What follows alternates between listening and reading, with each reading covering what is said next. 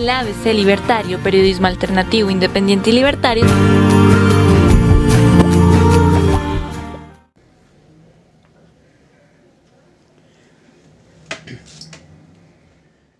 Muy buenas tardes a todos los oyentes de el ABC Libertario, emisora independiente, alternativa y libertaria. Bueno, todos preguntarán por qué libertaria. Pues el libertario es que uno puede entrevistar o hablar de cualquier tema, no solamente casarse uno con la derecha, con la izquierda o con lo que sea, sino hablar y criticar en su momento oportuno cuando las cosas están bien o cuando las cosas están mal.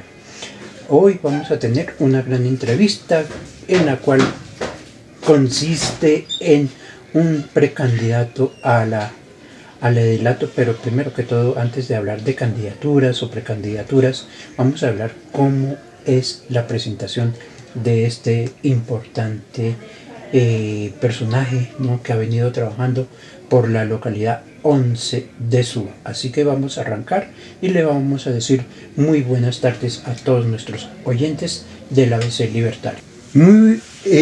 Estamos con el señor Sebastián Jerez. Sebastián Jerez es un líder comunitario, un líder social de la localidad 11 de Suba. ¿Cuántos años lleva Sebastián aquí en la localidad?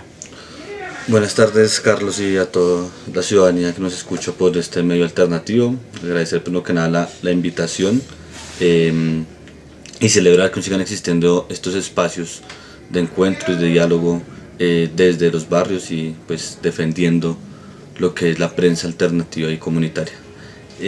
Yo viviendo en la localidad de Suba hace cerca ya de 20 años. Este año cumplo 19 años viviendo en la localidad.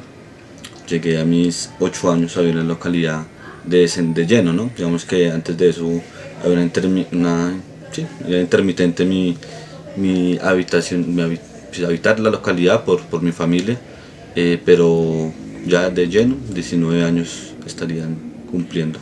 Prácticamente el siglo XXI. Prácticamente. ¿Cómo ha visto usted el crecimiento de la localidad? Ha sido súper interesante, más desde la mirada de alguien que va creciendo junto a la localidad, ¿no?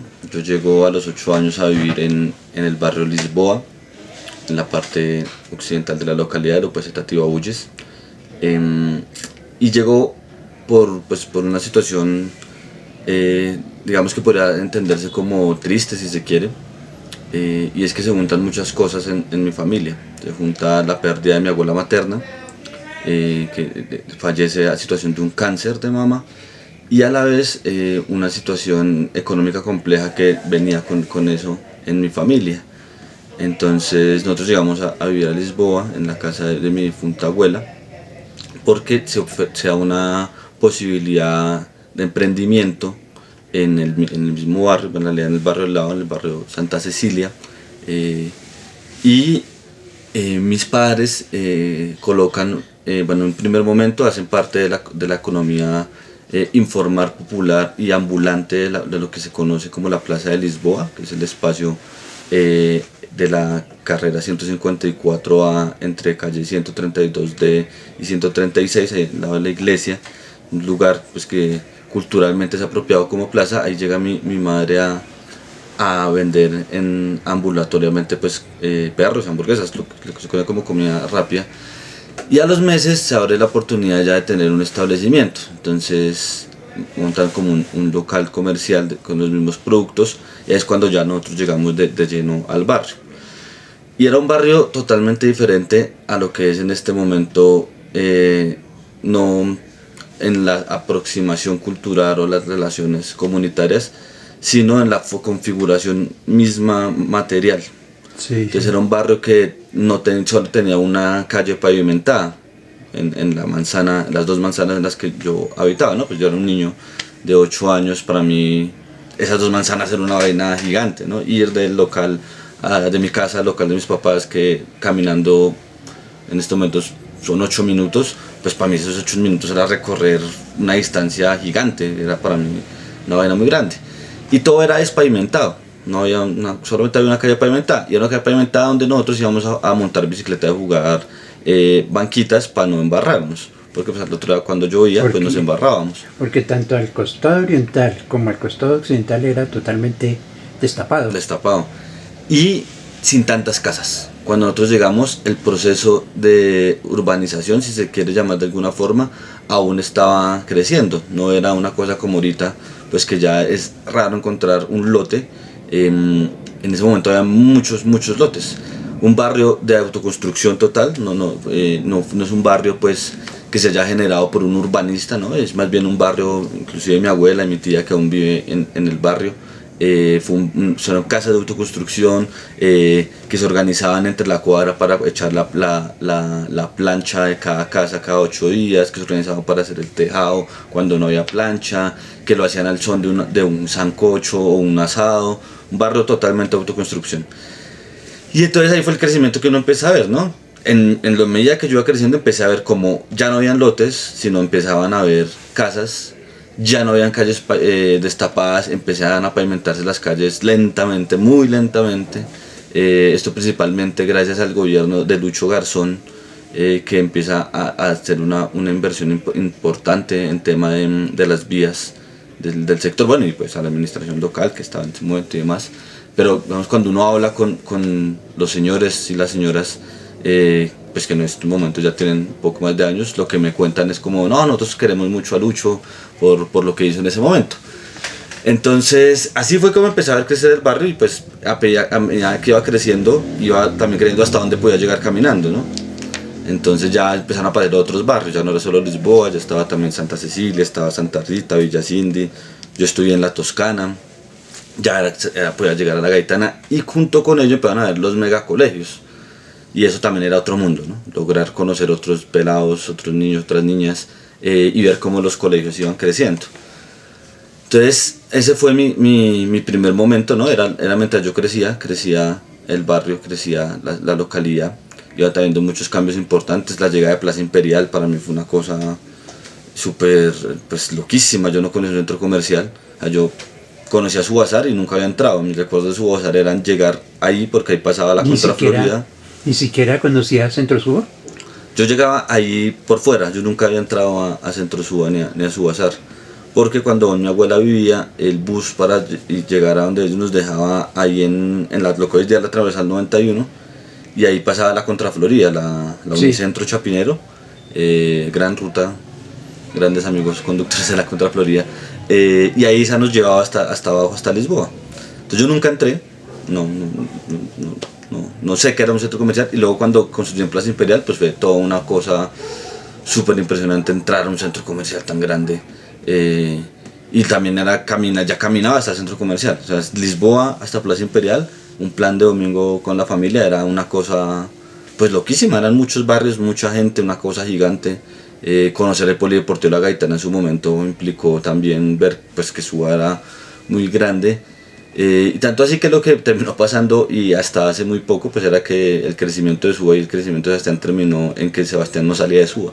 Entonces yo me la pasaba en Suba todos los días, a toda hora. Acá jugaba micro, yo trabajaba pues con mis papás precisamente en el local de comida rápida, lo que empezó a hacer pues también que empezáramos a trabajar con el comercio de diferentes formas. La relación con el barrio empezó a ser diferente, nuestra relación con el barrio no solamente era habitarlo, sino era habitarlo y trabajar en el barrio. Y el trabajar en el barrio implicaba otras formas de relacionamiento con la comunidad, no implicaba solamente llegar vecino-vecina, el 7 velitas nos tomamos algo y hacemos un sancocho, el 31 nos entregamos lentejitas, sino que el trabajar en el barrio genera otras relaciones. Dinámica. Entonces era entender, por ejemplo, cómo los mecanismos no estatales de seguridad implicaban pues un desaliento y un debilitamiento del tejido social. Así como cuando no hay Estado, pues el paraestado siempre llegará, y eso ocasionaba pues que el barrio se fracturara. En esos años, desde mis 8 a mis 16 años, hubo un fortalecimiento muy fuerte de un aumento de la percepción de inseguridad debido a muchas cosas, unas subjetivas, otras objetivas, pero entre las objetivas generó la ruptura de algunos tejidos dentro del barrio. Entonces ya no era lo mismo salir al campeonato de microfútbol, ya definitivamente no era lo mismo No era jugar lo en las mismo. noches. Ya era como correr el peligro.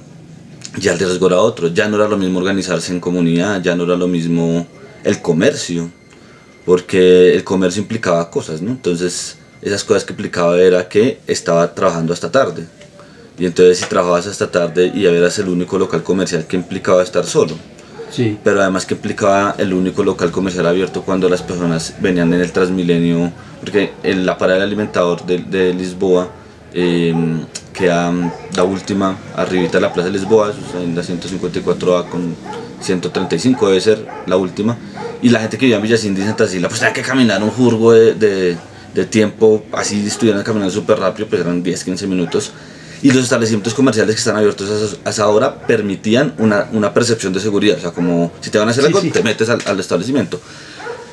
Pero pues a ciertas personas no les gustan eso, ¿no? A ciertos grupos pues no les gusta mucho eso, y eso también genera pues unas presiones que buscaban romper las interacciones del comercio también con la gente, ¿no?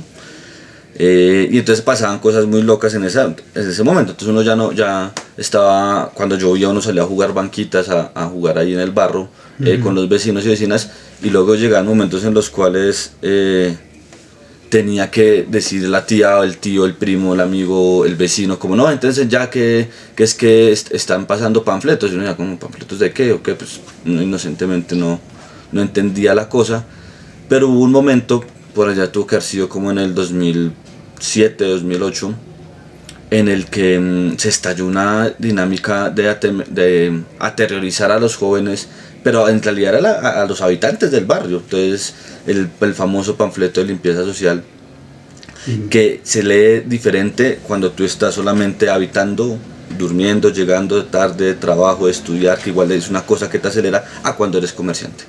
Porque cuando estás en medio del comercio, también las personas que se te acercan vendiéndote la idea de la seguridad paralela a la del Estado, vienen con otra intención. Y entonces ese dichoso panfleto trae otro mensaje. Otro mensaje. Entonces eso fue otra de las cosas que también vi en el crecimiento del barrio. Y entonces pues trabajábamos ahí hasta que entró a la universidad, y ahí como que se me expande un poco más la ciudad. Ya no era solo Suba, porque en realidad yo no salía de Suba. ¿Hasta los cuántos años empezó a salir de aquí de Suba? Yo entré a la universidad a los 17 años. O sea, más o menos sobre Hace el 10 años, 2014. 2013, 2014. Sí, en 2013 ya uno empezaba a salir. Pues yo tenía una relación muy fuerte con Usaquén. ¿Por qué? Porque allá vive mi abuela paterna. En un barrio que se llama Buenavista, en el sector que la gente conoce como El Codito. Un barrio bien importante para mí y para los movimientos de izquierda de base en la ciudad. Es un barrio de invasión del proceso viviendista de la Senaprop de los 80s, 70s, 80s. 4 barrios de esa parte del Codito son de ese proceso de viviendista. Entonces había una relación como con Usaquén, eso era lo más lejano que para mí existía. Luego ya cuando empecé a salir de Suba, pues aparecieron nuevas cosas, ¿no? Llegar a la universidad te hace ver otra ciudad, ¿no? Es otra cara de la moneda, ya no es solamente los amigos que están en el camino. Sebastián, ¿en qué universidad hace carrera y qué fue lo que estudió? Yo, cuando recién salí del colegio, ingresé a la Universidad Distrital. Entonces llegué a estudiar a la sede de la Macarena, arriba en la Quinta. Y ahí en la calle Primera. La primera, 35, sí, es que, sí. Más o menos. Sí. Arriba, bien arriba. Y pues llegar al centro para mí fue una locura, ¿no? Como conocer el centro de la ciudad, un muchacho de un municipio casi, o sea, bueno, Suba tiene la población de una ciudad, ¿no? Nosotros tenemos más población que Barranquilla. Y por bastante más población que Barranquilla. Barranquilla está sobre 1.200.000 habitantes, nosotros estamos sobre los 1.500.000, 1.600.000. Inclusive nosotros pasamos casi de los 2,5 millones. No, estamos en 1.600.000 ahorita, en las aproximaciones. Estamos por ahí más arriba de los 2 millones. ¿Será? Que Bueno, es que la localidad de Suba viene desde la calle 100 hasta el Guaymaral. hasta Guaymara, la entrada a Bogotá. Sí, y desde la autopista hasta el río Hasta Bogotá. el río Bogotá. Pues, y mire la cantidad, y usted me está diciendo antes el crecimiento de No, es Lisboa, gigante. cómo se ha desarrollado, pero no solamente si así creció Lisboa, después vienen naciendo el barrio Santa Cecilia, y luego al mismo tiempo se va creciendo Villa Cindy, San No, Pedro de Bagulles. eso eran lotes y los Sí. lotes porque era donde nosotros jugábamos fútbol, jugábamos escondidas. Eran solo lotes. Muchas bodegas de reciclaje. Y hoy en día, mire, no hay casi no hay casas. donde construir. No, yo hablo de los 1.600.000 habitantes porque en una experiencia laboral reciente, cuando inicia la pandemia, bueno, y ahí atravesamos un poquito las bestias, dirá mi papá, alejándonos un momento de mi salida a la universidad, pero es importante como ahí hacer la aclaración y es, cuando inicia la pandemia, entonces inicia como toda esta emergencia humanitaria, pues de entregar ayudas solidarias a las comunidades. Y ahí tuve la oportunidad de acompañar parte de la coordinación operativa de entregas de mercados en la localidad. Entonces, pues por esos censos que empezamos a revisar de polígono a polígono, le encontramos el aproximado de la cantidad de habitantes que tiene la localidad. Por eso hablo como del 1.500.000, 1.600.000, claro, eso en el 2020. O sea que estamos hablando, por ejemplo, dentro de esa emergencia sanitaria que fue la pandemia, y usted habla sobre los polígonos, pero de los cerros hacia abajo. No. Eso también fue en la parte de la suba oriental. En realidad, lo que pasa fue que en la parte de la suba oriental casi no hubieron entregas en su momento, y no por una indisposición, ni tampoco por pensar que allí no se necesitaban. En realidad el nivel de pobreza oculta que existe dentro de las zonas de suba de estrato 5 o 6, pues según catastro, es muy alta. Espere, y ahorita hablamos esa parte. Antes de saltarnos, porque usted nos venía hablando de su estudio en la Universidad Distrital, Bueno, ¿qué sí, bueno. termina? Entonces yo entro a la Universidad Distrital en el 2014 a estudiar matemática. Y allí, en el 2014-2, en el segundo semestre del 2014, inicia un paro estudiantil. Bueno, era un año de muchas convulsiones, ¿no? Allí hay que leer que el acontecimiento político que se viene generando, que resulta en la firma de los diálogos de paz, e incluso podría atreverme a decir en algún momento con una charla mucho más larga, de que en este momento tengamos un gobierno progresista en el país, en Colombia, en la presidencia, pues es un proceso que viene aglutinando una serie de movilizaciones sociales pues desde hace mucho tiempo. En lo reciente, que es más o menos como don Carlos dijo ahorita, el siglo XXI, y es lo que pues yo he vivido, no lo que he conocido a través de la historia de los libros, fue que en el 2013 pasó algo muy importante para este país, para el movimiento social, y fue el paro agrario. Pues pasó en el 2013, Suba en ese momento pues fue protagonista también, como siempre lo seremos, en cuanto a nuestro movimiento social del paro agrario, puesto que acá tuvimos enfrentamientos fuertes, que luego también pues supimos que no era solamente las organizaciones sociales que estuvimos ahí moviendo la cosa, sino además pues que existió una mano invisible, si se puede llamar de alguna forma, que ayudó a agitar las calles, y no agitar las calles donde estaban las organizaciones sociales, sino en los barrios más de la zona occidental, abajo en Tibabuyes, donde yo vivía. Estas organizaciones de las que hablaba hace un rato, sí, empezaron a aprovechar la cortina de la organización social, el movimiento social, para hacer otro tipo de acciones en los territorios, ¿no? Precisamente atemorizar comerciantes fue lo que más hicieron. Pero cuento esto para decir como veníamos del paro agrario, que fue unas movilizaciones gigantes, una época en la cual las calles se llenaron no solo de dignidad, sino de amigos y amigas de todo el país que vinieron a defender sus derechos acá en la capital. Y llegada a entrar al 2014, pues después del paro agrario, pues estaba un ambiente en el movimiento social de... Sí, porque en esa época, entre 2013 y 2014, venían los paros, la reforma a la educación. En el 2011. Sí, ¿qué otra reforma? Tuvimos en 2007, bueno, la pelea por la reforma que fue en el 2007, el paro de transferencias, que ya era al empezar la reforma. También comienza la ley estatutaria de la salud. La salud. Sí. No, fue años de movilizaciones. Movimientos de los trabajadores del San Juan de Dios y materno infantil al mismo tiempo, en Exacto. El cual pues no se les reconoce. O sea, fueron años que estaban bien candentes. Sí, no, el movimiento social estaba andando.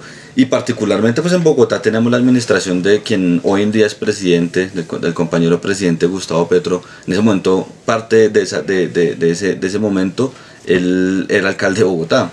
Y anterior a eso, pues los gobiernos progresistas de la ciudad, que si bien pues algunos pueden hacer algunas críticas hacia ellos, eran parte de lo que agudizaba esto. Esta pelea del San Juan de Dios fue una gran pelea. El paro de transferencias del 2007 de las universidades públicas fue una gran pelea. Luego la reforma del 2011, la pelea que da surgimiento a la MANE.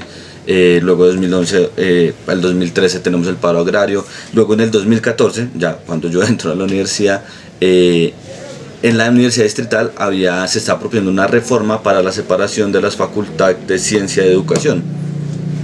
Y en la facultad básicamente estaban todas las licenciaturas y matemáticas. Entonces, en realidad, el crear una nueva facultad, o sea, separar ciencia y educación, era que estudiaran las licenciaturas a un lado y en las ciencias matemática. Entonces, y eso implicaba administrativamente unos costos. En el momento, Gustavo, el compañero presidente, era alcalde, o era alcalde él, en 2014, estaba todo en el proceso de la destitución, ¿no? Era otra razón por la cual las calles estaban agitadas, porque salíamos constantemente a defender eso. Bueno, en esa época yo era un poco más no tan institucional, si se podría llamar de alguna forma, pero estábamos siempre ahí, como en las calles pasaron cosas muy lindas durante las movilizaciones. La organización social estuvo muy junta. Entonces llega ese paro en el 2014 por la separación de la facultad. Esa separación nunca sucede. En realidad no había capacidad económica para hacerlo. Eso exigía una serie de maestros de planta muy grande. A propósito de eso, hoy 15 de mayo, Día de los Colegas, Día de los Profes, feliz día a todas las compañeras y los compañeros que están en el aula y en el territorio construyendo otras formas de vida y de educación. Pero entonces en el 2014 sucede esto y el paro pues empieza a llevarme, la misma organización social empieza a llevarme a tener otros intereses, ¿no? Y ya, aunque hoy en día digo como definitivamente es muy importante las ciencias exactas, si se pueden llamar de alguna forma, no digo duras porque yo creo que definitivamente la educación también es una ciencia dura.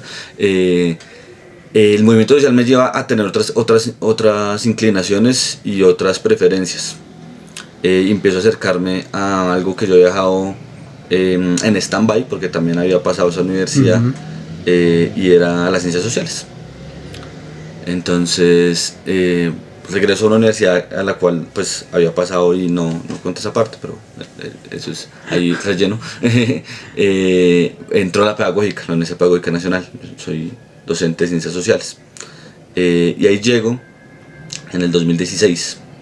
En 2016 llego allí, otro año muy importante porque entonces del 2013 al 2016 hubieron 2 paros universitarios, pero el 2016 es un año icónico para la historia de este país, porque es la firma de los acuerdos de paz.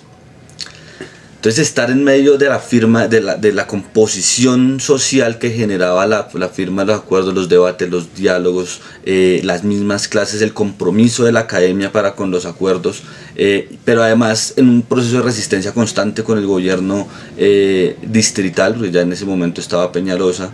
Entonces compañeros y compañeras ya estaban liderando la revocatoria de Peñalosa, pero además tenemos las alzas de los Transmilenios, pero además tenemos el desfinanciamiento de la universidad pedagógica, porque pues muchos no lo saben, pero la universidad pedagógica solo recibe dinero de la nación, no es como la distrital que recibe dinero de la ciudad, del departamento y de la nación, no, la pedagógica solo recibe.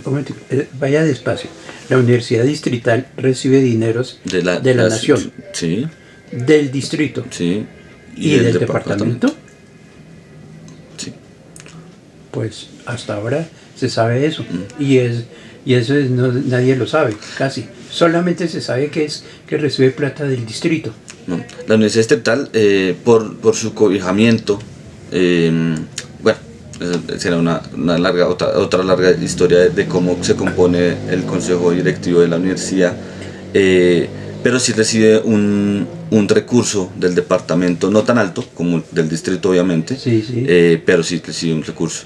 El principal ingreso obviamente es el del distrito, ¿no? el de la capital, el de Bogotá. Eso en cada universidad departamental, ¿no? Todas las universidades departamentales reciben dinero desde su departamento y de la nación. El caso de la Universidad Pedagógica es que no recibe dinero de nada más, sino de la nación. En un momento, yo me quedo viendo el año, esto que se conoce como la famosa estampilla, que aprobó el Consejo de Bogotá. Yo no me acuerdo si eso fue en el gobierno de Samuel, que terminó Clara, o en el gobierno del compañero presidente Gustavo, pero se aprueba la estampilla, y era una estampilla para la financiación de la universidad.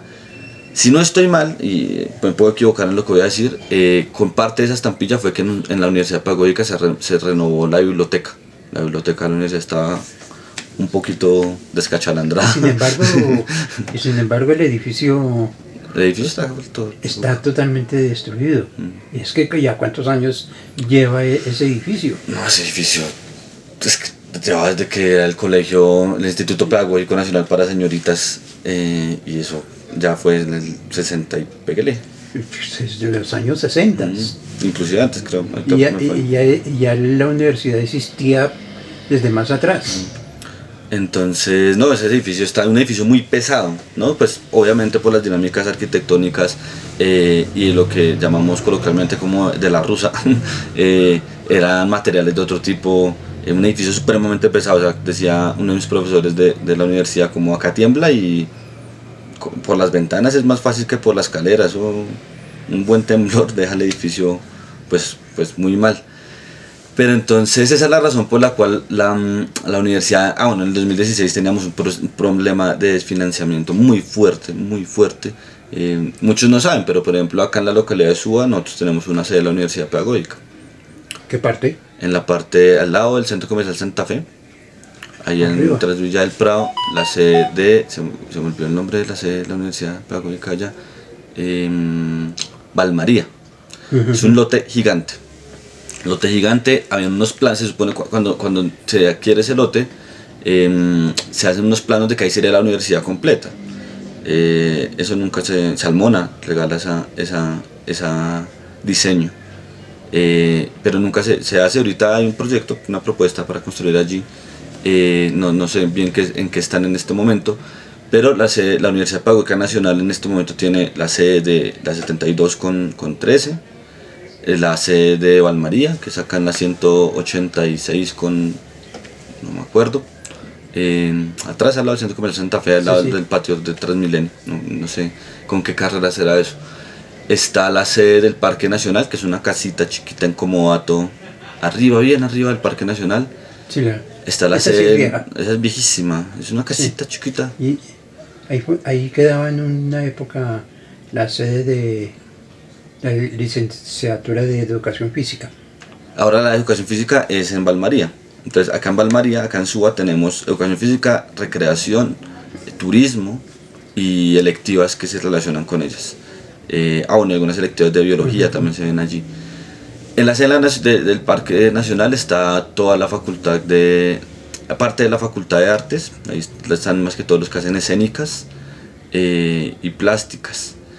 Y el Nogal es otra casita chiquita que hay en Chapinero, también un comodato, donde están los de música.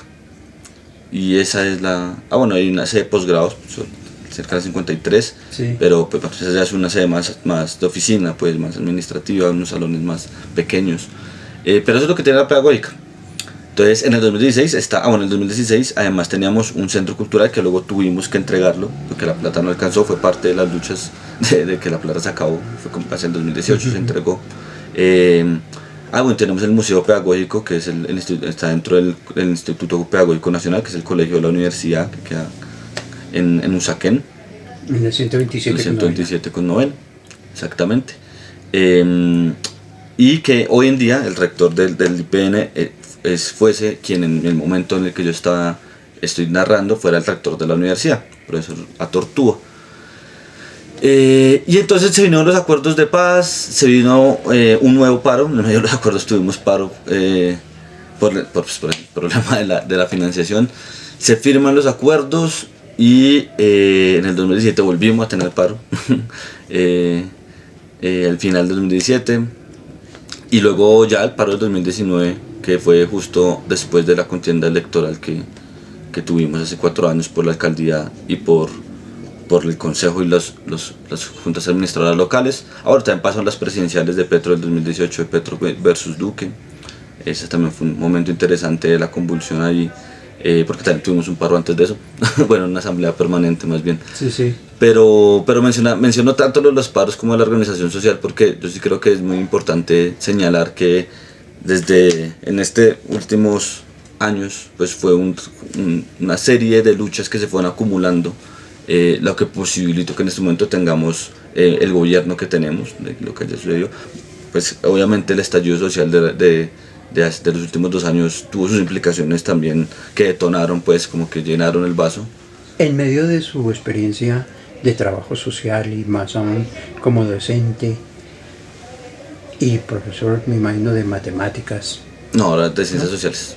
Entonces, docentes de sociales, ¿usted dónde pensó que iba a estallar dónde pensó más bien que iba a ser el estallido social? ¿A dónde apuntaba el estallido social? Cuando en el 2019 nos declaramos en paro nacional, nosotros veníamos antes del paro nacional, habíamos ya votado un paro en las universidades, estábamos en paro de todas las universidades públicas del país. Eso fue justo después me acuerdo mucho, yo hace 4 años fui candidato a la JAL en la localía, y cuando retomo, pues se acaba todas las comisiones electorales, retomamos como la normalidad académica, si se puede llamar de alguna forma. Bueno, retomo yo la normalidad académica, la retomé por 3 días, porque a los 3 días ya estábamos organizando una asamblea permanente para las universidades de la ciudad. Lo primero que fue un encuentro de educación superior en la ciudad, y en la pedagógica, en el Auditorio Simón Rodríguez, y después nos fuimos para el paro nacional en el 2019. Un paro que no tenía comparación, así como en lo que yo había podido ver en las manifestaciones. Lo más cercano era el paro del 2003, el paro agrario. Los otros paros no han tenido esa acogida. Además, pues Peñalosa era el alcalde, ¿no? Importante es recordarlo. Sí. Esas bellas ideas que tuvo Peñalosa durante el paro de declarar toque de queda, de acabar el sistema de Transmilenio a las 8 de la noche sin tener presente en toda la gente que salía de trabajar, pues porque el toque de queda lo declaró el distrito, no la empresa privada, ¿no? Entonces, realmente yo estaba muy confiado, si se puede decir así, muy seguro de que el paro del 2019 iba a tener una extensión más prolongada, pues que la pandemia fue la que lo detuvo. En realidad yo creo que si no hubiera habido pandemia, el paro del 2019 se hubiera prolongado, y tal vez el estallido social se hubiera ocasionado antes. Ahora, también hay que decir que ese momento de cuarentenas estrictas que nos tocó vivir, que agudizaron un montón de problemáticas en los barrios, ¿no? O sea, ya mucha gente tiene trillado el discurso como, no, sí, entonces tuvieron que estar en las casas encerrados y eso agudizó los problemas. Digamos que hay mucha gente que tiene trillado, pero siempre es importante decirlo, porque pues la complejidad de estar encerrado con muchas personas, que algunas no te quieren, otras sí te quieren, algunas tienen estabilidad emocional, otras no, los problemas de salud mental y de cuidado que se empezaron a generar durante las cuarentenas y que estrictas. Se agudiza la pobreza. O sea, más, ya iba para allá además, más el problema económico, donde tú no puedes trabajar, donde no hay empleo, en donde terminas tú buscando el dinero, a quién se lo pides, cuando además la banca no es que sea la más solidaria con la gente, cuando los créditos empiezan a apretarte. Entonces todo eso pues empieza a generar un cúmulo de estrés colectivo además, porque es que no fue un estrés, no es que Sebastián se estresó, ¿sí? Es que hay una carga colectiva que empieza a generar unas presiones en los barrios, pero además más las presiones externas que están, ¿no? O sea, era ver, porque que estuviéramos en esos momentos no implicaba que ciertos aparatos más bien ciertos individuos de la institucionalidad y de la ciudadanía no generaran presiones individuales, ¿no? O sea, como las situaciones siguen existiendo, el cobro del gota a gota sigue existiendo, esta idea de perseguir los establecimientos seguía existiendo, y eso era súper difícil, o sea, era súper complejo. Entonces, yo siento que lo que pasó entre el 2019, yo me acuerdo, si no estoy mal, fue el 17 de marzo del 2020, el día que se declara la cuarentena temporal, el simulacro. El simulacro. El simulacro. Eso fue un sábado. Un viernes nos declaran la cuarentena temporal, llamémoslo así. Yo me acuerdo mucho porque... Eso fue un puente. Un puente, sí. Me acuerdo mucho que yo estaba el día anterior... estaba recochando con los amigos de que no, que eso era como el H1N1, que eso no iba a pasar nada, y jugando con un gel antibacterial, que echámonos todos gel, nos dijimos, no, eso no va a pasar nada.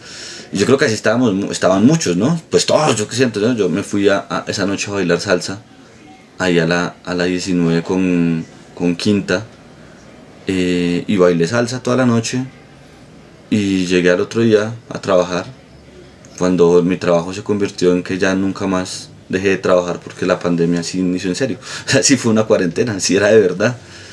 Y eso fue, bueno, entonces esa fue la pausa, ¿no? Entonces se acaba entre el 17 de marzo del 2020 hasta el 28 de abril del 2021, que es el inicio del estallido social, si fue 21, sí 21.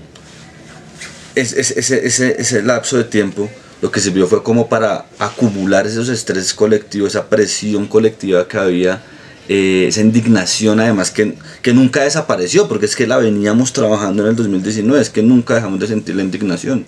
Fue que el hecho de que los gremios no estuvieran en las calles, de que los estudiantes no estuviéramos en la universidad, de que los profes no estuviéramos en los colegios, de que todo estuviera en las casas, pues rompió muchas cosas. O sea, el tejido cultural, el tejido social, las formas organizativas de resistencia tuvieron que transformarse, ¿no? Un poco lo que Carlos decía también, que lo que implicó para los medios alternativos el cambio, y así fue para todos. O sea, para todos. O sea, ¿cómo hacemos? Para todos fue un reinvento.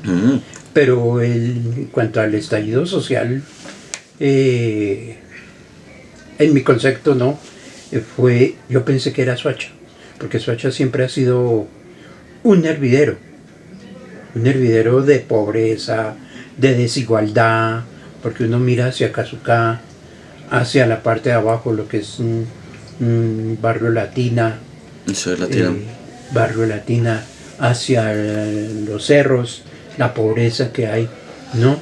Sí, yo siento que bueno, Soacha comparte unas cosas muy interesantes con Ciudad Bolívar y con Suba, en realidad.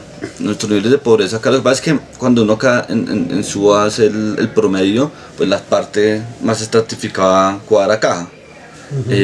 Pero Soacha, yo conozco Soacha un poco, no soy experto en Soacha, pero Conozco Soacha de alguna forma porque la familia de mi compañera y mi compañera son de Soacha, de toda la vida. Digamos que la historia que yo cuento en Suba es la historia que cuenta mi compañera en Soacha. Ya toda la vida creció y trabajó en Soacha, entonces conozco Soacha un poco y los modelos de procesos que construían allí.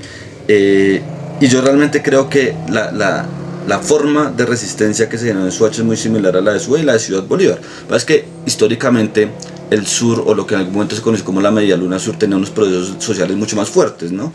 Pero es que muchos de los que trabajábamos, de los que vivíamos acá en Suba, en Gativá, en Usaquén, en Barrios Unidos, la misma gente de Chapinero, se iba para allá a hacer procesos de base y descuidaban un poco acá. En realidad, acá pues en Suba siempre existió un movimiento social muy fuerte, pero mucha de la gente se iba para allá. Tengo muchos amigos que se iban a trabajar allá en esas partes.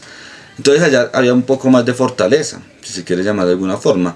Sí. Pero en el momento del estallido social, las formas fueron muy similares. Muy similares, pero donde más se lleva el estallido social fue la ciudad de Cali, que nadie pensó en eso.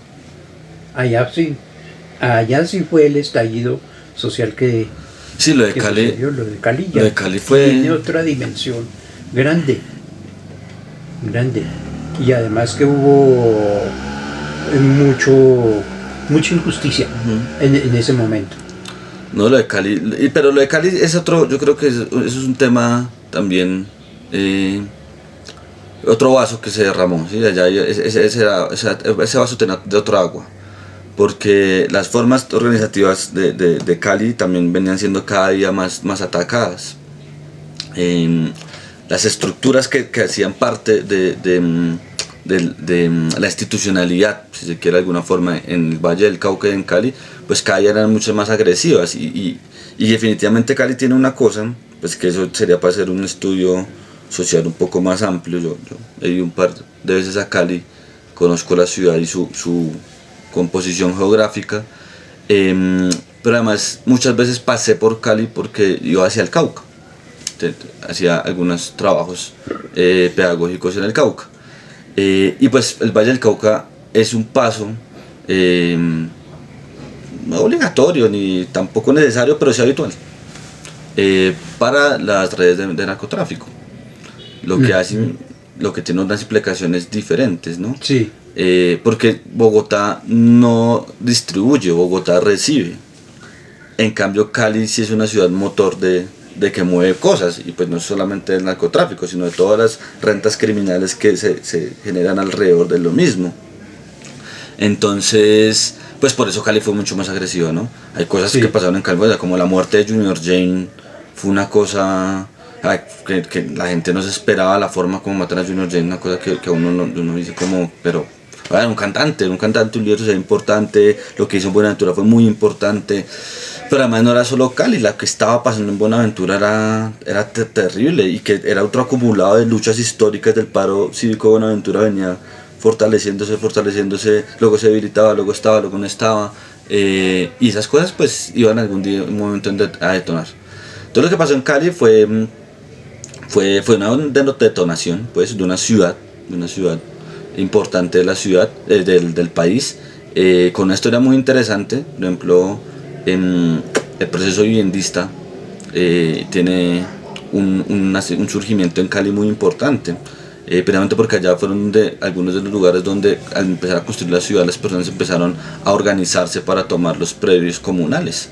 Entonces es una ciudad con historia de organización, pero además no podemos olvidar que es una ciudad pues, que tiene unas raíces afros muy fuertes, lo que compone otras lógicas organizativas en la gente. Es otra forma, no es Bogotá. Bogotá más bien terminó recogiendo después esas formas organizativas de algunas cositas, no de todo. Pero sí, lo de Cali fue impresionante. Pero yo creo que acá en Bogotá el estallido social Suba fue muy protagónico. El portal de las Américas, o como algunos compañeros le llaman el portal Resistencia, fue muy importante. Lo que pasó en Ciudad Bolívar y en Usme fue muy importante. No, yo creo que nadie pensó jamás que una localidad como Usaquén tuviera un movimiento tan fuerte, pero que hay que decir que además antes del estallido social pasó un acto acá en Bogotá contundente, que agudizó la indignación de la ciudadanía, que movilizó a la gente, que nos hizo perderle el miedo al COVID y nos recordó que no le teníamos miedo a las dinámicas opresivas del Estado. Y fue la muerte, el asesinato del abogado en Engativán. En el 2019. En el 2020. No, en el 2020. 2020, el 9 de septiembre del 2020. A finales del 2020, septiembre. En septiembre. Y eso fue otro tizne, más bien que, o sea, yo siento que el 2019 venía, estaba ahí la brasa, ¿no? Hablando del 2019, ¿no? Y de lo que viene sucediendo en el 2019, que fueron los paros, recuerdo noviembre del 2019 que hubo movimientos, casi paro una nacional. semana, paros nacionales. Que fue cuando Peñalosa declaró el toque de queda. Y también recientemente en esos meses el estallido social en Chile, ¿no? En Chile.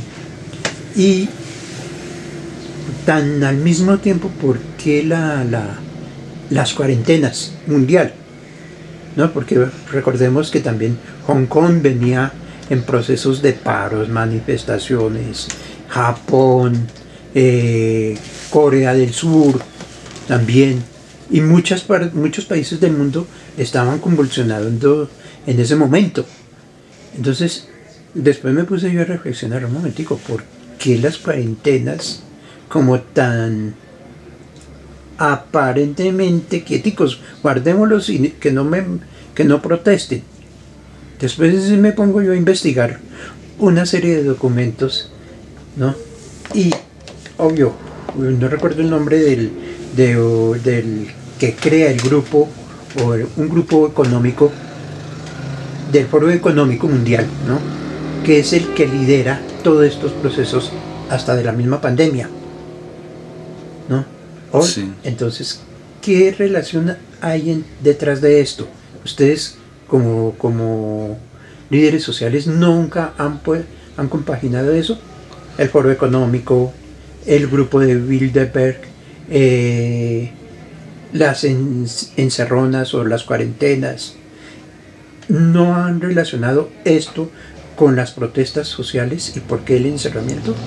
Sí, yo digamos que no, pues entrar como a hacer todo el análisis de esto nos daría para tomarnos muchos cafés, pero yo creo que hay una cosa muy importante que decir, y definitivamente es que no podemos leer nada de lo que está pasando, bueno, de lo que pasó, lo que está pasando y lo que va a pasar, sin pues lo que es, y lo que es, pues así es, y es pues el capital, ¿no? La relación de la contradicción más bien que genera el sistema capitalista en la organización del mundo, ¿no? Entonces, claro, uno podría pensar muchas formas de control que se generaron con las cuarentenas. No podría en este momento como generar una tesis certera de en qué momento fue que se salió de las manos la cosa o en qué momento fue que se lo inventaron, pero definitivamente pues hay una agenda económica detrás, pues por el poder, que muchas veces como no, es el Estado el que controla, el Estado el que oprime, no, hay un sistema, ¿no? O sea, no nos puede olvidar que hay una cosa, y es que el capital es el que reglamenta cómo funciona el mundo, ¿no? O cómo debe funcionar. O cómo ellos creen más bien que debe funcionar. Sí. Y claro, pues de las cuarentenas y de la pandemia los mayores victoriosos fueron las industrias farmacéuticas, ¿no? O sea, las industrias farmacéuticas fueron como los mayores ganadores. Yo creo que por eso Petro es tan inteligente en hablar de la renta pública, ¿no? Y cómo quien está poniendo ahorita el control, si es la deuda, pues la con el Banco Mundial de los países, ¿no? Esas deudas externas Y es son que gigantes. las deudas externas de los diferentes países es enorme. Y obvio, sí, Petro ha sido muy inteligente. ¿Por qué no la saldamos cuidando ¿El Amazonas? el Amazonas, que es el mayor pulmón del mundo? Y que ahí entonces donde quería llegar justamente a esa reflexión, es como para no alargar mucho ese análisis, y es de donde salieron muchas de la plata, del dinero que movilizó las vacunas a nivel mundial, pues también fue el Banco Mundial y esa deuda yo no sé, los economistas me podrían matar por lo que voy a decir, pero de una forma de la renta, del crédito público, pero un crédito público estatal mundial, que fue lo que Petro pidió cuando fue a la ONU. Fue como, bueno, pues hagamos un fondo mundial y denme la plata y yo recupero el Amazonas, pongamos a esto. Entonces, que es una forma de atacar el sistema, ¿no? Una forma de que los grandes capitales tengan que aflojar un poco el cinturón, porque entonces tú sigues, pides, te estás llenando un plusvalor constante, ¿no? Porque entonces tienes a la gente totalmente pues oprimida, además que nadie está hablando de las economías informales y populares, que ellas siguen siendo afectadas por esto. Mientras tanto, pues las grandes maquinarias y los dueños en últimas de los medios de producción pues siguen enriqueciéndose, ¿no? Entonces, indudablemente, las cuarentenas ayudaron a mitigar una serie de movilizaciones y de estallidos, no sé, pero sí de movilizaciones que se estaban generando, pero lo que no vieron venir es que iban a generar un estrés colectivo que iba ahora sí a estallar en una indignación constante, permanente y violenta. Y no hay que tener temor a decir que fue violenta, porque fue violenta en todas las formas, no solamente en el acto de la manifestación, sino lo que empezó a decir las calles. O sea, sí. Las paredes estaban hablando, las líneas gráficas, los afiches, los muros que se empezaron a pintar, eran un mensaje contundente de que es que las cosas no estaban bien. Lo que pasó con la quema de los CAIs, que es un debate amplio que uno podría dar de qué fue lo que pasó en la ciudad en el mes de septiembre del 2021, pero lo que pasó, que un CAI un día se acai, al otro día ya no se acai, y llega una serie de jóvenes y organizaciones sociales a ponerle libros, es un mensaje. El caso del CAI de la Gaitana, que fue, si no estoy mal, fue el primero, que el CAI del Parkway fue como el segundito, y luego otro por ahí. Pero entonces fue una serie de organizaciones sociales de compañeros y compañeras que se pensaban pues de otras formas el choque, y fueron formas violentas, o sea, como agresivas, o sea, como la organización social mostró que habían otras formas de generar esos choques, y ver eso pues indudablemente a ti te deja una traza en la cabeza, así como esto no era un CAI. Y luego lo que pasó después del CAI, o sea, como organizaciones sociales que siguieron construyéndose en torno a eso, y pues no hace muy poco lograron tener la Casa de la Memoria, bueno, pues un proceso concertado con las diferentes organizaciones de víctimas y organizaciones sociales no todas las de la localidad, pero sí las que estuvieron ahí involucradas, y ahora existe la Casa de la Memoria en La Gaitana, y yo sí creo que, pues nunca los había felicitado, pero este es un espacio también para felicitar el trabajo que hicieron ellos y ellas, metiéndole el esmero. Esa Casa de la Memoria se abrió, si no estoy mal, hace poco. Yo hace poco, son como 3 meses, 4 meses. Sí. Entonces sí pasó eso, no la vieron venir, ahí sí no la vieron venir, porque en septiembre todo el mundo salió a las calles, y lo que pasó en abril, pues que fue ya la masificación de la indignación, pues gracias al ministro Carrasquilla, con su cuento del huevo, y pues la gente la gente estresada, endeudada, cansada, sin camello, pues indignada por todo lo que estaba pasando, o sea, como en todo caso lo que estaba pasando también con el mensaje que se llevaba a la ciudadanía de lo que era la cuarentena, la pandemia y las medidas que el Estado estaba tomando no era el mejor. Y uno lo vivía, ¿no? Uno lo vivía, en los barrios uno lo sentía. No era posible que yo tuve que hacer eso en mi trabajo laboral de ese momento, acompañar los espacios donde se les hacía pedagogía y no pedagogía a los comerciantes de por qué tienen que trabajar o no trabajar. Y eso era muy complicado, o sea, porque la gente necesitaba trabajar. O sea, es que nomás en la calle 139, yo recuerdo, las cuarentenas, obvio, los comerciantes de la calle 139 estaban indignados y ellos querían trabajar. Y ellos aducían pagar impuestos, pagar nóminas, así se fuera de un solo empleado. Es que y que entre otras a mucha gente no se les ayudó como debía ser. De acuerdo. Yo cuento, durante las cuarentenas estrictas, creo que habré alcanzado a atender unas 11 movilizaciones de comerciantes en la localidad. de diferentes sectores y diferentes gremios. Yo en ese momento trabajaba Sí. para la alcaldía local de Suba. Tenía un papel de coordinación de las estrategias de convivencia ciudadana de la localidad. Entonces coordinaba un equipo de hombres y mujeres que se encargaban de velar por la convivencia de la localidad, pero además de hacer un gobierno de cercanía. Nuestra meta era llevar las oportunidades estatales o las ofertas institucionales a la gente. Y durante ese momento nos convertimos también en un equipo de diálogo ciudadano con los manifestantes del comercio. Yo contaría 10 o 11 veces que tuve que atender estas situaciones. Y era una situación que éticamente, o más bien moralmente, me golpeaba mucho. Me acuerdo y me da un poco de nostalgia. Porque pues yo trabajaba, ese era mi trabajo, o sea, mi trabajo laboral. Era un momento donde, como lo conté al inicio de la entrevista, como les comentaba, mis padres, su actividad económica es un negocio de comidas rápidas.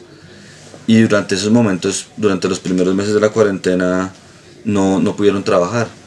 Ellos no tenían domiciliarios pues, para generar el mecanismo de los domicilios. No se sabía bien cómo iba a ser el trato para con los establecimientos que abrían. Había un temor por parte del comercio también. Esto sonará muy chistoso, pero es que el temor no era precisamente que diera COVID. El temor era el COVID que llegara a golpearle en la puerta a ver por qué estaba trabajando. Sí, era ese miedo de usted por qué está trabajando, usted sí puede trabajar, o sea, el decreto sí lo deja trabajar. Y pues mis padres fueron víctimas, mis padres y muchos de mis amigos fueron víctimas de eso. Entonces yo pues luego al otro cara de la moneda estaba atendiendo estas situaciones y para mí era muy difícil decirle al comerciante no comercie, no trabaje.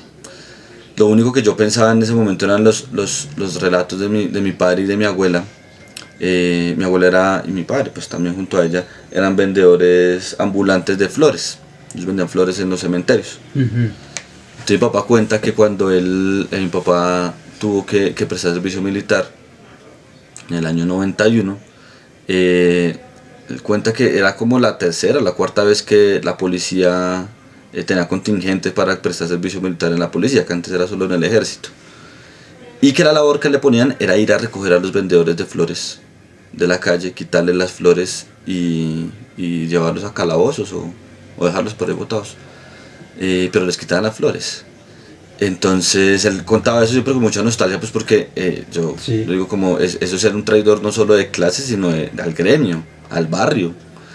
Y pues yo me senté un poco así. Hay mucha gente que me juzgó por eso. La gente en las instituciones me juzgaban porque era muy flexible con el comerciante. Y mucha gente de los barrios me juzgaban que porque no me ponía en sus lugares. Yo creo que siempre me puse en sus zapatos, siempre lo hice. Pero sí fuera una contradicción moral muy fuerte para mí ver eso, porque la gente necesitaba trabajar. Digamos, pensar en... Y bueno, y luego las ayudas que llegaron estatales, pues no...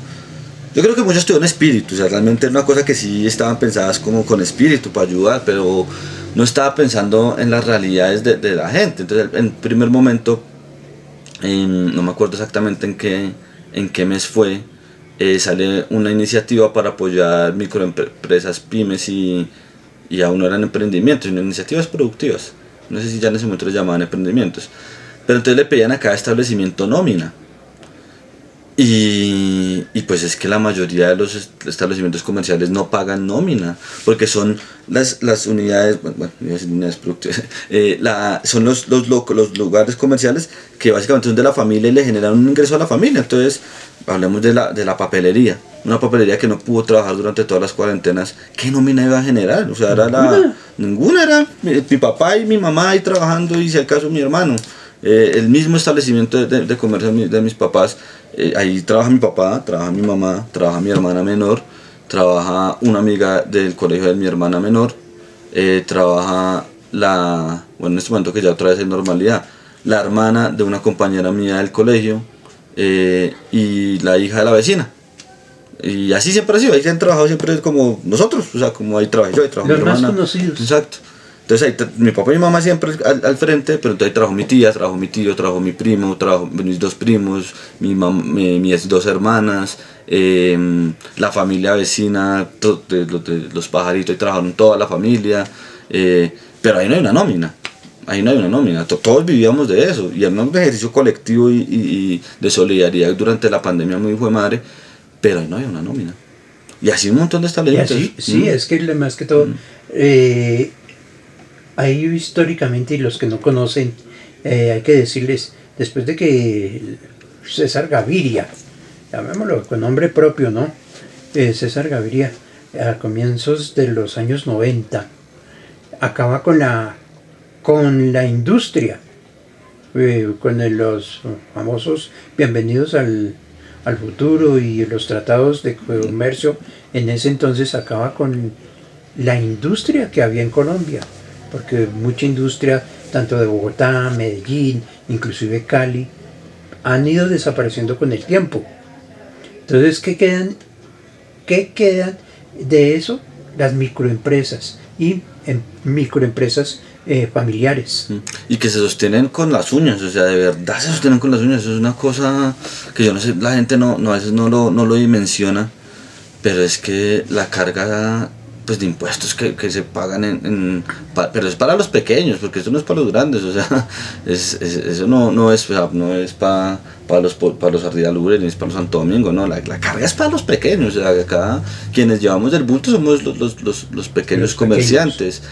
Y además parte del problema de la nómina también pasa por ahorita un debate muy cercano que tenemos, no hace solo la reforma pensionaria laboral, pues con la pensional el debate está lístico para iniciar, pero la reforma a la salud, y es que implica, o sea, cuánta plata toca pagar para poder generar una nómina, o sea, porque la nómina paga pues también por tener las afiliaciones de ley, y pues muchos de los establecimientos comerciales de los barrios no generan los ingresos necesarios para poder pagar eso. O sea, y sí, muchos dicen como, pues que nunca se van a pensionar. Y yo como, lo complicado no es no pensionarse, lo complicado es no tener para comer al día. Sí, lo complicado es que pues, muchos de los vecinos y vecinas de nosotros ahí del comercio, pues viven al día. Eso me recordó una frase de cuando Antanas Mocus fue alcalde. No recuerdo si fue la primera o segunda vez, pero él dijo: Bogotá en un futuro va a ser, creo que fue la primera alcaldía de él, Bogotá va a ser una ciudad de servicios. Y eso es lo que estamos viendo. Industria no hay en Bogotá. No, nosotros pues lo que ofertamos es oportunidades, se puede llamar de una forma, diría la gente que dice que acceder a la educación es una oportunidad, pero pues nosotros que tenemos pues muchas universidades, entonces pues eso genera que haya un montón de gente acá de región dando vueltas por la ciudad, insertándose al mercado económico, pero por ejemplo lo que está pasando con los call centers cada día es más grande. O sea, y son servicios, nuevamente son servicios. Y lo que pasó, mi hermana durante las cuarentenas precisamente trabajó en un call center, y el nivel de explotación que se vivía era muy bravo. O sea, estar conectada todo el día y tener que pedir permiso por el chat para ir al baño estando en su casa era una cosa terrible. Y es el día a día de un montón de jóvenes y de personas mayores en esta ciudad, pues que están sentados todo el día pegados a un computador aguantándose un montón de cosas, pues porque no se abren más oportunidades. La industria, pues bueno, eso habría que revisarlo también en fondo, a profundidad, pero las posibilidades laborales dignas no es que lluevan del cielo, ¿no? Suba es la muestra de como los compañeros y compañeras que trabajan en las flores acá en la parte de la vía Subacota, en nuestro PR, lo podrían hablar mejor que cualquiera de nosotros, ¿no? ¿Qué implica? ¿Qué es eso de trabajar en las flores? Que ha sido igual un gremio muy importante para la construcción de Suba, ¿no? Que en el barrio La Gaitana, un barrio lleno de familias que vivieron de las flores por mucho tiempo. Y muchos de los barrios de Suba. Muchos de los barrios de Suba fueron de familias que han trabajado en el cultivo de las flores. Pero yo creo que si hay alguien que nos puede hablar de lo que es un trabajo, de buscar trabajo digno en las ciudades, son las personas que trabajan en cultivo de las flores. Ahí uno encuentra todo, de todo, uno encuentra todo. Hay profesionales, hay técnicos, hay bachilleres, hay personas que no lograron el bachillerato, hay todo. Alguna vez con mi compañera pensábamos en hacer un estudio social sobre qué era eso de trabajar en las flores, que es súper interesante. O sea, como nosotros, bueno, otra anécdota rápida y en cuanto a la escasez de trabajo digno. La alcaldía de Bogotá durante la cuarentena sacó un programa de empleo de reactivación económica. En la localidad de Suba fueron casi 10.000 personas las que se fueron contratadas.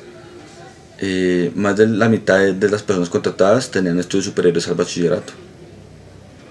Y era por un mínimo.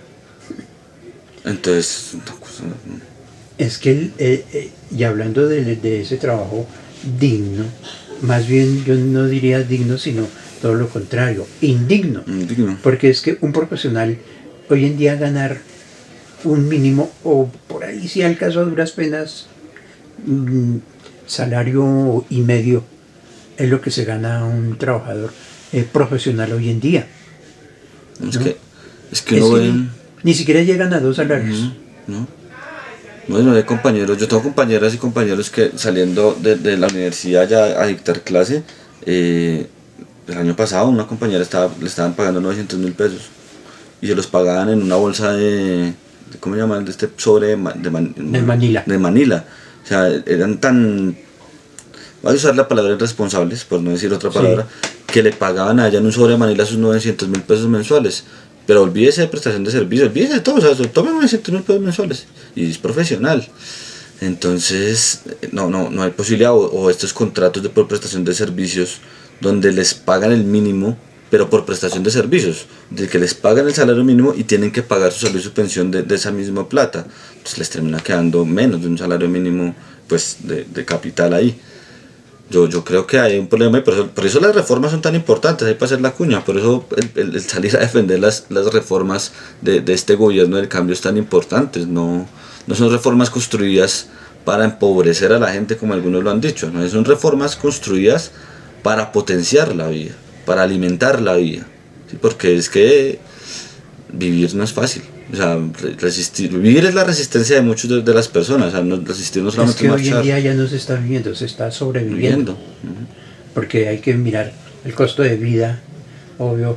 Le echan la culpa a este gobierno de que es el culpable de las alzas. No, las alzas, detrás de eso vienen factores externos. No, y el problema económico mundial es lo que su merced hablaba también en su momento, lo que pasó en medio de la cuarentena. Muchos también hablan de que desde allí ya venía pues una situación, ya se estaba proyectando una crisis económica mundial pues que está viendo en este momento.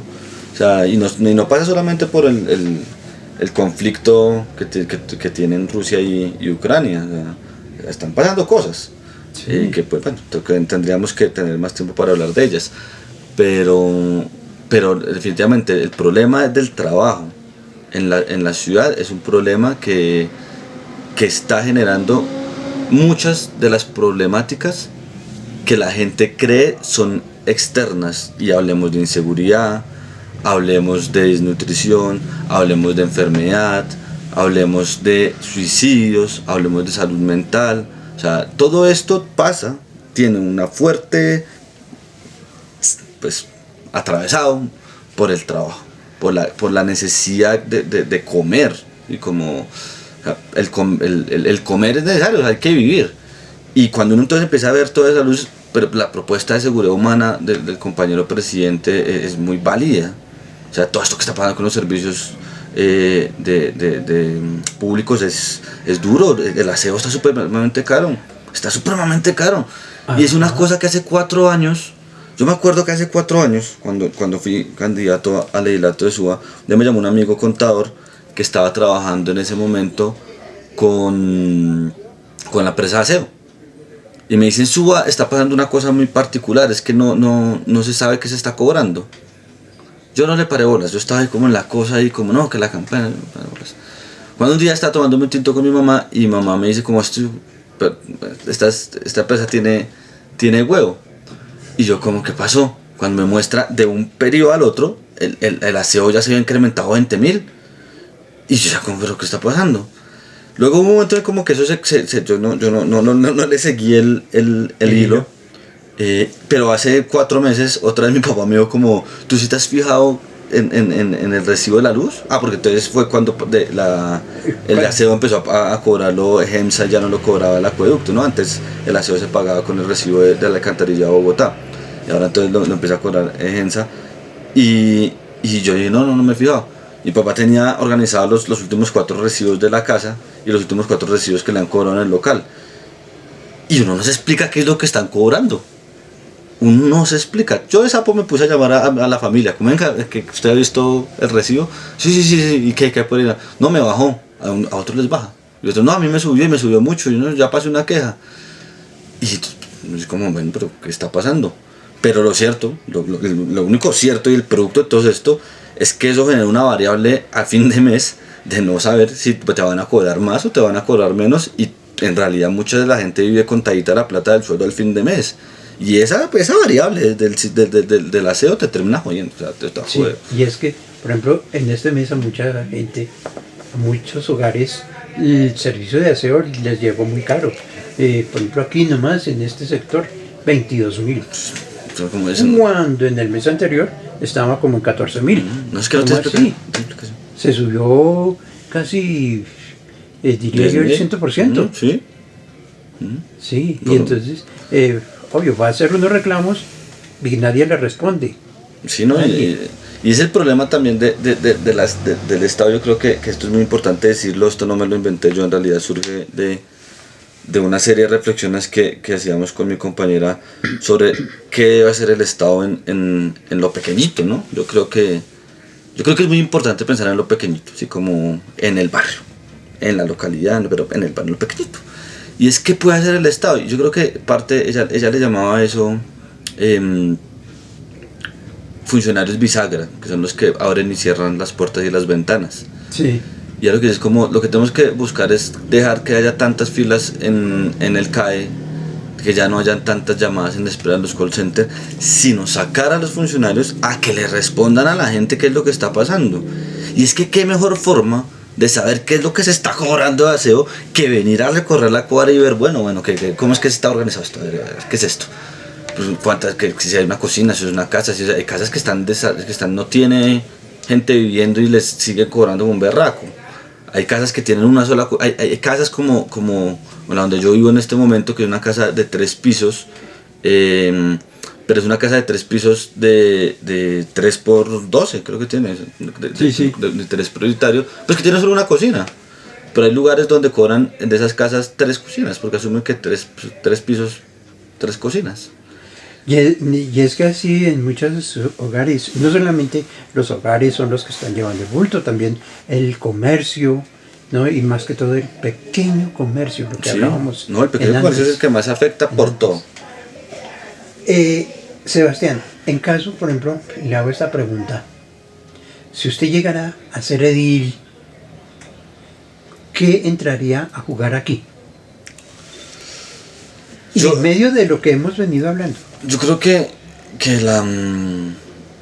bueno, que esto pues, en este momento no es más que una aspiración, hay que decirlo, no es una aspiración individual, además, es una aspiración colectiva de una serie de personas que nos acompañan, que están construyendo esto día a día, no solamente en el pensar lo que se podría hacer, sino en seguir haciendo lo que sabemos hacer. Y lo que nosotros sabemos hacer es construir comunidad. El ejercicio de la JAL es un ejercicio muy valioso, un ejercicio importante para la ciudadanía, partiendo del hecho de que son quienes cuidan, o más bien hacen veeduría sobre la plata de la localidad. Uno podría decir muchas veces que la plata que les llega a Suba es muy poca, y sí, es muy poca para la envergadura de nuestra localidad, ¿no? Creo que nosotros tenemos menos presupuesto que Girardot, mentiras, que Melgar. Es muy poquita la plata, pero ahí es el primer principio, ¿no? Como definitivamente lo que tiene que hacer un edil, lo primero es hacer esa dura, cuidar el recurso público, porque es el recurso de la gente, y como de los vecinos y las vecinas. Y eso es muy valioso. Ahora, en cuanto a la pregunta que su merced me hace, de cara ya a lo que se puede en el ejercicio, pero digo, insisto, no es más en este momento que una aspiración colectiva que tenemos, es posibilitar puentes. Sí, un poco lo que mencionó ahorita los funcionarios bisagra. Uno no puede prometer más de lo que puede hacer, y en realidad uno no debería prometer nada. Uno lo único que debería prometer es, pues, lealtad, ¿no? Que la palabra valga, que es lo único que no tiene, y el hecho. Esto, cuando se acuerdan al inicio que hablaba de una cuadra, sí, la única cuadra pavimentada de barrio, esa era la cuadra pavimentada de la casa donde vivía un edil de la localidad. Un señor que fue edil 2 periodos. Y un señor que... El nombre de... Sí, lo recuerdo. Un señor que fue edil 2 periodos, que aún continúa, hasta el periodo pasado trató otra vez de ser edil, que sigue ya metido como toda esta vieja forma de hacer política, aunque yo a veces no ni tan vieja, pero ahí en la Junta de Acción Comunal del barrio Lisboa, y el señor siempre prometió vías, tanto así que años después, cuando pavimentan la vía de la cuadra de donde yo crecí, es la calle 136 entre carrera 154A y carrera 52, solo pavimentaron como en el año 2013 o 14, lo tengo que pavimentar, esa vía. El señor llegó allá a decir que veía que él se había cumplido, que le había pavimentado, y el señor había prometido eso cuando yo era un chiquitín. Entonces yo creo que parte de que uno no promete nada, ¿sí? Como uno lo que tiene que hacer es puentes de gestión para que el Estado no haga más de lo que tiene que hacer el Estado, que es cumplir. Y es cumplir a la ciudadanía. ¿Cómo se le cumple a la ciudadanía? Pues por ejemplo generando iniciativas para que los pequeños comerciantes tengan oportunidades reales, pues, de acceder al crédito, que debe ser público. Es que el crédito no debe ser de la banca, debe ser público. Ahora uno diría, como no, desde las localidades de ciudad es muy difícil hacer eso, o de supervisión, así de joderles la vida, diría mi papá, más de cualquier otra cosa. Entonces yo creo que esa es la función. Yo creo que para eso está SAICO, que es el que friega la vida, está la Cámara de Comercio, que es la que le saca todos los impuestos habidos y por haber a los pequeños comerciantes, porque los grandes... No, es que pues es la pregunta. Entonces yo creo que uno desde esos espacios lo que puede hacer es eso, es abrir puertas, abrir ventanas, ayudar a esas pequeñas cosas que la gente cree que desde arriba, ¿no? Pues desde arriba lo ven como, no, para mucha gente desde arriba que el posta del frente de la casa esté fundido no es un problema, pero para uno que es el del frente de la casa, eso sí es un berraco problema, que el posta esté fundido. El problema de la habitacionalidad de los parques es una cosa que nosotros hicimos, una cosa que yo me siento muy orgulloso además de haber ayudado a liderar, y era los pactos de acción colectiva con la ciudadanía, y los pactos en los parques. Entonces era lograr generar diálogos entre la ciudadanía y las personas que habitan los parques, y lograr que se entienda el consumo de spa, principalmente de marihuana, como un problema de salud pública que nos afecta a todos. Es todo un reto, ¿sí? Porque hay un estigma sobre la vaina, pero lograrlo hacer hace que el parque cambie por completo su espectro, porque ya los vecinos empiezan a ver a los que habitan el parque con otros ojos y empiezan a generar unos acuerdos como, bueno, mijo, sí, usted está fumando, pero ¿por qué tiene que fumar el domingo a las 11 de la mañana cuando yo saco a mis niños al parque? ¿Por qué a esa hora? ¿Por qué no fuma el domingo a las 8 de la noche cuando ya nadie va a salir al parque? ¿O por qué no buscan otros espacios? ¿Sí? Como esos acuerdos que son cosas que hacen parte del barrio. O sea, como uno no puede negar que eso hace parte de la ciudadanía. Uno no va a tapar el sol con un dedo. Pero creo que uno, desde ese espacio de la JAL, puede ayudar a impulsar estos diálogos, a que las entidades que tienen que llegar allí lleguen, ¿sí? No todas las entidades tienen un papel. Ayudar a, por ejemplo, una entidad como el IDIPRON, que es una entidad tan importante para esta ciudad y que a veces yo veo que la tratan tan feo, pero una entidad tan importante llega a los barrios y se ha fortalecido.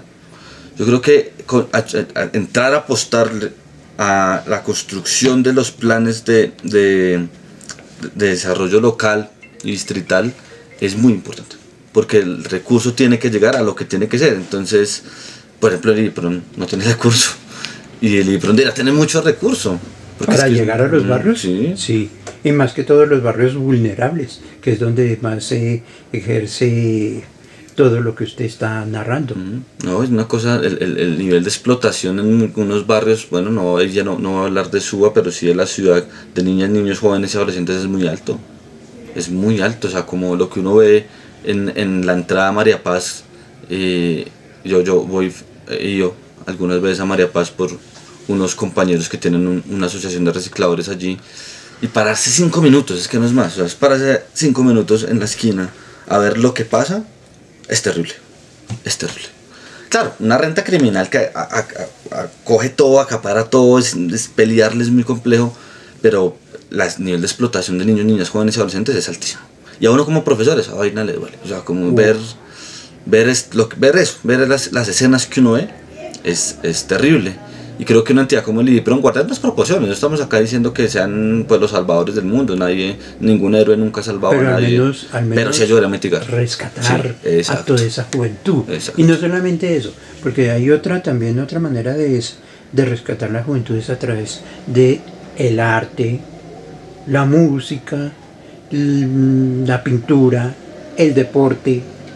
Porque cuántos deportistas se vienen de abajo, sí, vienen de la nada. Acá en Suba hay un ejemplo muy claro y es el Parque Piloto y el Parque Fontanal del Río, donde los chinos están haciendo skate, están haciendo roller skate, están haciendo lo que BMX. Esos son los deportes urbanos. Las nuevas tendencias deportivas. Y hay chinos que han salido a participar en campeonatos mundiales, sudamericanos, y que la gente no sabe que eso pasa. Pero pasa, que a veces solo falta una oportunidad, un apoyo ahí importante, pero por ejemplo la discusión sobre la cultura, y rápidamente le digo ahí, es como, yo sí creo por ejemplo ahorita en Suba, que la discusión de la cultura no se puede agotar en que si la casa de la cultura se hace rápido o se hace despacio. La acción de la cultura tiene que ser, es que todos los juntas de acción comunal deberían ser espacios para la cultura, y es que la institucionalidad lleve a los barrios oferta cultural, deportiva y artística, pues para que la gente tenga algo que hacer. Este programa 40x40 en algún momento intentó hacer eso, era sacar, pues que los profes se fueran, también que los pelados tuvieran más tiempo en el colegio para tener uso adecuado de su tiempo libre. Yo siempre he dicho que al contrario, lo que toca hacer es llevar una serie de profesores, un ejército de profesores a los barrios, pues con una oferta. Y pues porque lastimosamente, hay que decirlo, o sea, hay hogares donde los niños se crían juntos con sus amigos y sus primos y sus primas y en la calle jugando, bueno, pues ya no era como antes que uno jugaba piquis y trompo y la vaina, pero pues se la pasan otros espacios de socialización. Ahora, si los espacios de socialización fueran las juntas de acción comunal, que a veces solamente son los lugares para hacer las fiestas de 15 años y que también son cosas importantes, una fiesta de 15 años es una cosa importante para el barrio, eso no solamente la parranda, implica cosas, la fiesta de 15 años, sí. El compadrazgo, el bautizo, el bautizar al vecino, eso implica cosas. Pero los salones de acción comunal también deben ser los espacios para la promoción de la cultura, de que los pelados estén allí. Y entonces cuando uno empieza a generar esos círculos culturales, pues la cosa cambia. Los barrios cogen otra mirada, definitivamente la mirada es otra. Porque en un barrio, un compañero de trabajo hace poco me decía, es que en los barrios de abajo no hay árboles. Y un día yo caminando hacia mi casa, yo decía, definitivamente me siento muy feliz de tener muchos árboles. Pero yo decía, pero en los barrios se pueden dar murales. Y si las cuadras se convirtieran en galerías pintadas por sus mismos habitantes, eso sería... Y no los colorcitos que hizo Peñalosa, vamos a hacer una mariposa desde arriba, sino que las paredes que hablen del sentido de los barrios. Y yo creo que cuando, por más relaciones fuertes que hayan entre las familias, cuando los padres empiezan a ver que son sus hijos los que se toman el barrio, la cosa va a cambiar. Va a cambiar, harto. Bueno, ya para ir finalizando esta charla, porque después cuando ya esté en campaña, en todo el furor, porque me imagino que usted se irá a candidatizar como edil o para edil de la localidad de Suba, pues aquí estaré atento a ese llamado. ¿Qué mensaje le manda a todos los subanos y subanas? Y a todo Bogotá. Bueno, pues Pues primero que nada agradecer nuevamente por la sintonía, porque luego nos vuelvan a buscar y a revisar esta gran charla. Agradecerle a la ABC Libertario por abrirnos las puertas y por mantener este proceso de emisoras comunitarias de radio alternativa, que es tan importante porque definitivamente cuando la radio empezó a ser solamente para algunos pocos, la información empezó a caer, ¿no? Y como profe, pues una deuda histórica con la radio comunitaria, los procesos de alfabetización que se dieron en el valle de Tensa, con Radio Sutatensa, que eran las formas como la gente aprendía a leer y a escribir. Algunas veces tuve la oportunidad de ir allá y la forma de agradecerle a la radio es, pues, aún llorando cuando recuerdan cómo fue su proceso de aprender a leer. El leer es muy importante. Yo creo que ahorita hay una amiga que está haciendo un proceso de alfabetización con mujeres mayores y yo aún no he dimensionado lo importante que era eso de aprender a leer. Entonces yo creo que es una deuda, un agradecimiento que tengo mucho con la radio comunitaria. Entonces primero, pues, decir eso, y yo creo que hay dos mensajes que debo decir. Uno, que las reformas propuestas por el gobierno del cambio del compañero presidente Gustavo Petro son reformas importantes, que defienden reformas que no nos van a empobrecer ni nos van a generar ningún malestar en nuestro diario vivir. Son reformas que están buscando generar dignidad en la vida de todos nosotros. Yo invito a pues, apoyar las reformas, a estar enterados de ellas. Invito a que la gente siga construyendo procesos de unidad, procesos de lazos comunitarios. Eso no lo podemos dejar perder. Creo que debe ser la defensa, debe ser la solicitud de la ciudadanía en este momento para estos comicios electorales que se vienen, debe ser eso. Sí, debe ser que el Estado tiene que garantizar que el barrio no se pierda, ¿sí? Que el barrio tiene que existir. Entonces ese será mi mensaje. Pues espero vernos pronto por acá, sí, seguramente la próxima vez ya estaremos discutiendo otras cosas, si así se decide por parte de las personas que acompañan este proceso de esta apuesta por la construcción de una candidatura en la localidad.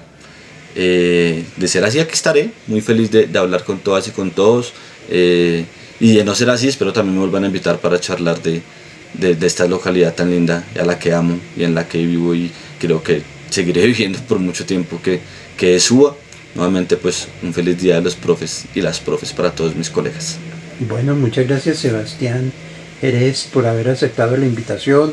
Y segundo, pues, no solamente tenerlo acá como invitado, sino también como un analista de toda la situación del país, tanto en lo político, lo social, lo económico, porque veo que maneja bien estos temas, ¿no? Los comprende y los dimensiona de otra manera. Pues muchas gracias, Sebastián, por haber aceptado la invitación. Don Carlos, a su merced, cuente conmigo para lo que se necesite. Muchas gracias. Y así hemos pasado una charla, un diálogo que también lo verán en YouTube. El diálogo con Sebastián Jerez, un líder social, un líder comunitario, y que viene desde abajo para hoy en día, ¿por qué no tenerlo en la Junta Administradora Local de Suba, trabajando por la comunidad, que viene de la comunidad, y es, vuelvo y repito, para la comunidad?